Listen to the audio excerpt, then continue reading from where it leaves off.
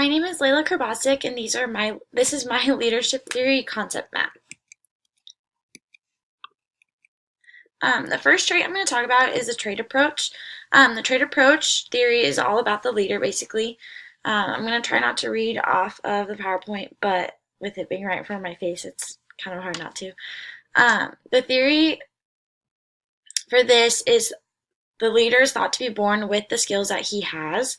So the followers aren't like very important to this aspect in ways where the traits are needed for different situations, which is why the leader is said to already have acquired the traits. In certain aspects, according to Northhouse, it is said that you can acquire traits, but a lot of the people that first thought of the trait approach, they said that the leader has been born with these traits and that those are the traits that he needs to be a good leader, he or she. I also created a little diagram. So it shows the 5 different traits that people say that leaders need. So agreeableness, extroversion, conscientiousness, openness, and low neuroticism. So the next approach will be the skills approach. Anyone can be a leader through this approach, but they need to have the right skills. Skills can be already present or they can be learned. So this is different from the trait approach where you can actually learn these different skills rather than people thinking that you need to be born with them. The 3 skills that this theory is centered around basically are technical skills, human skills, and social judgment skills. Followers in this one are only kind of important, not really. This is also more of the leader side of it. So the skills that you need to be a leader for this are skills that can be used in different situations, which is where I said this kind of goes with the situational approach, where it's used for different situations, and the situational approach is leadership skills where you need to learn them for different situations. So I think they kind of go hand in hand. So these skills are used to enhance what a leader needs in their position and their private life and show others how good of a leader they are and can become. So I just made a diagram with the 3 different technical skills for the skills approach. Behavioral approach. This approach is leader focused, but it relies on the followers. The leadership skills depend on how the followers learn from their leader. The followers are an influence to the leader.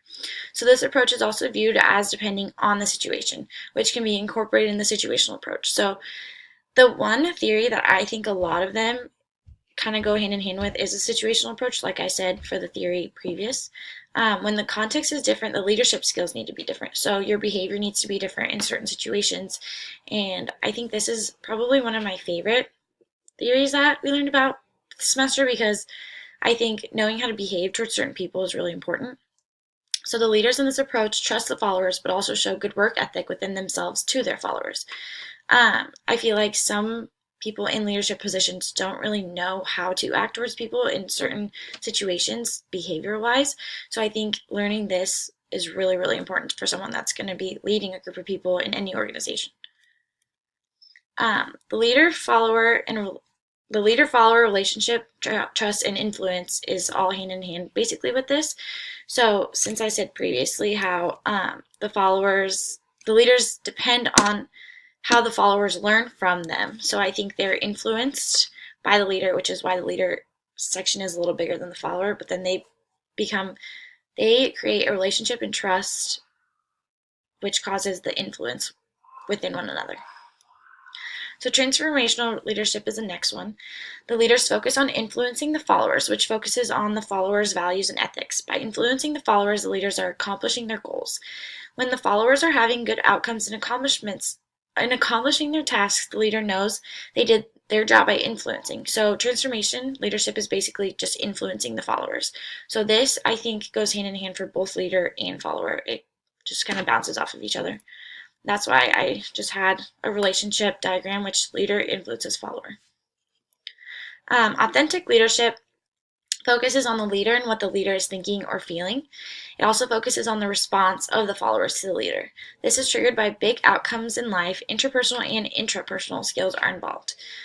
This theory is able to solve problems easier when they have a sense of self and are able to have a relationship with their followers to gain more knowledge on their surroundings. So in quotation marks it says, focus on relationship development. And in the Durham and Pierce model, this is one key aspect to being a good leader and having followers that respect you. So I think authentic leadership really demonstrates that.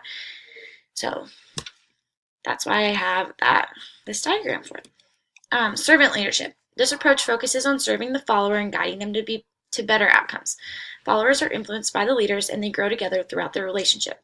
I think this is also a really important theory that we've learned, because I don't think that anyone can be a servant leader. I think only certain people can be servant leaders, and it's the people that demonstrate really being selfless and wanting others to do better than themselves, basically. So I put two pictures with this. So one was Martin Luther King Jr., and then the other was leaders are at the bottom of the pyramid, and at the top it's the world, and it's like leaders engaging followers and influencing them to be better people. Adaptive leadership is a leadership style that focuses on encouraging followers to adapt with the problems they face.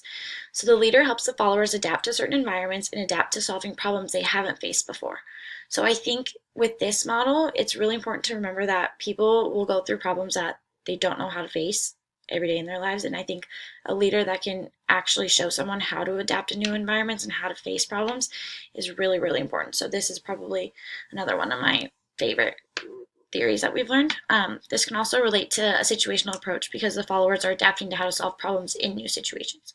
So my diagram has the leader teaching new problems and solving techniques to their followers, and it's just kind of a loop that keeps going in circles because followers can also teach their leaders new things.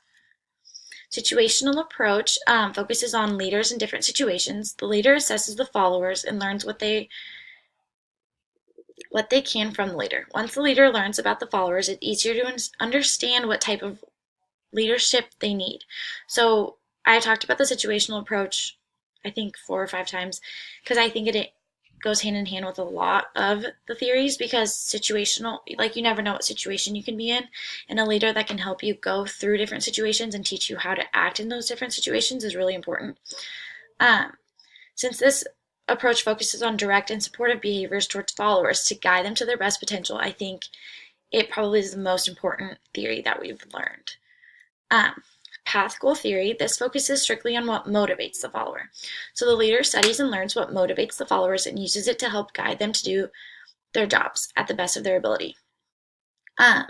This one, I have leader plus follower equal goal. So if we go back, the leader and the follower work together towards the same goal in the end. So they influence each other, basically, which kind of relates to a different theory coming up. The LMX theory. This theory is fair to all groups included.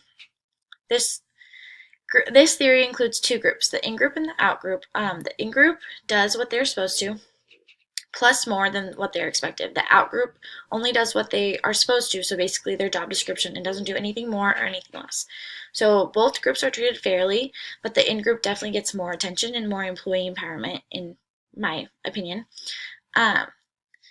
With this, I had the LMX theory, and then the in-group, and then the out-group, and it just kind of explains which one does what. And it kind of just has a flow chart, but the in-group is higher because I think it's more important. For leadership ethics, the leader exhibits certain values and morals. This is a leader-focused theory. The followers decide if the leader has the right leadership ethics that they can agree with and follow. In this theory, it keeps the work environment equal for everyone because everyone knows the leader's ethics and they have a mutual agreement to uphold the ethics and values throughout the organization. So it's basically an agreement with the followers and leaders that they believe in the same things. In quotation marks, it says lead honestly and ethically. So in the Durham and Pierce model, that's one of their key roles in keeping a relationship with your followers. So I think that's how this theory really relates to that. So then I had 5 ethical values that a lot of people follow with the ethical leadership. So rules, values, morals, risk, and accountability. And then team leadership is a theory focused on the followers and the leaders equally. Individual success depends on how the team does as a whole. So if the team succeeds, then everyone everyone individually succeeds. So this is basically everyone works for themselves and for one another. So in quotes I have focuses on relationship development, which is another key aspect in the Durham and Pierce model. And then leaders plus followers equal team and individual success.